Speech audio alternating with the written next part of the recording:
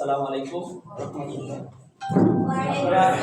আপনারা অনেকক্ষণ ধরে বক্তব্য শুনেছেন। বিশেষ করে তোফায়েল একটা অত্যন্ত গুরুত্বপূর্ণ বক্তব্য এখানে রেখেছে। আসলে সুন্দর বক্তব্যটা রেখেছে। এই বক্তব্য আসলে আর বক্তব্য থাকে না। যে একটা কথা আমি আসলে বলতে চাই, এই প্রতিষ্ঠানটা এখানে মানে এই 8 নং ওয়ার্ডে একটাই কিন্তু সুন্নিয়া প্রতিষ্ঠান আছে। আমরা এখানে অসংখ্য বাতেল মাদ্রাসা হয়ে গেছে।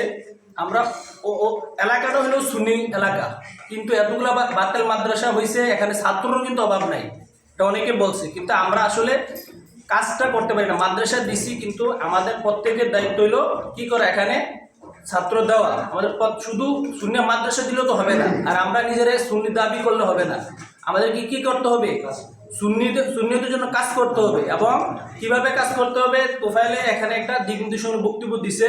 ওই আলোকে আমরা যদি ডোর টু ডোর যে প্রত্যেকের বাসায় বাসায়, যেহেতু বেশিরভাগ মানুষই কিন্তু অত্র অঞ্চলে সুন্নি, কিছু হয়তো বাতেল আছে, আমরা যদি কাজ করতে পারি, আসলে এই মাদ্রাসার যে প্রধান সমস্যা যে ছাত্র ছাত্রী, এটা আসলে অভাব হবে না।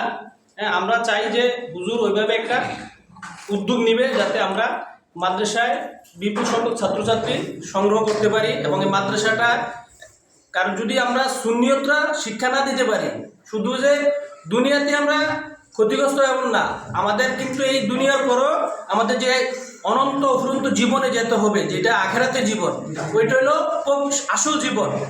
যদি আমরা এখান থেকে সুন্নিয়তরা না শিখে যাই, বা অথবা সুন্নিয়তরা ধারণ করতে না পারি নিজের জীবনে, ওই জীবনে কি অবস্থা হবে? কারণ বাতেলরা যেভাবে আল্লাহ এবং আল্লাহ রসুলের সামনে, বিশেষ করে রসুল পাক সাল্লাল্লাহু আলাইহি সাল্লাম এবং ওলিয়াদের সামনে যেভাবে বেয়াদবি করে, মাদ্রাসাগুলো কি পরিমাণ বেয়াদবিমূলক। ভাই একজন বলছে, এটা আসলে আপনারা ওই অনলাইন বা এইগুলো না দেখলে বুঝবেন না বাতেলদের কি ধরনের প্রচারণা। এটা আসলে যারা ওই অনলাইনে আছেন তারা দেখলে বুঝবেন। হ্যাঁ, আসলে আমরা অনেক সময় হতাশ হয়ে যাই তাদের এই প্রচারণা দেখলে। এলাকাটা সুন্নি, কিন্তু দখলে হলো বাতেলদের। হ্যাঁ, অনেকগুলো মসজিদই বা তাদের দখলে চলে গেছে। হ্যাঁ, আমাদের তো এই এখানে যে মসজিদও চলে যেত, আপনারা জানেন এগুলা আসলে এই জন্য আমাদেরকে আসলে ওই একটা পরিকল্পনা নিয়ে আগাইতে হবে।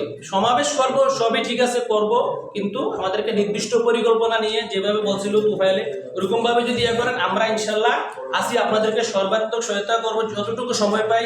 হুজুর ডাকে মাঝে মধ্যে আসি। হ্যাঁ, তারপরে যদি আবারও ডাকে, সুন্নিয়তের জন্য ইনশাল্লাহ কাজ করব, সবাই মিলে কাজ করবেন। প্রত্যেকের সন্তানগুলোকে আপনারা মাদ্রাসা যারা দিবেন, চেষ্টা করবেন যে এখানে দিতে। এই বলে আমি আমার সংক্ষিপ্ত আলোচনা এখানে শেষ করছি। আসসালামু আলাইকুম ওয়া রাহমাতুল্লাহ।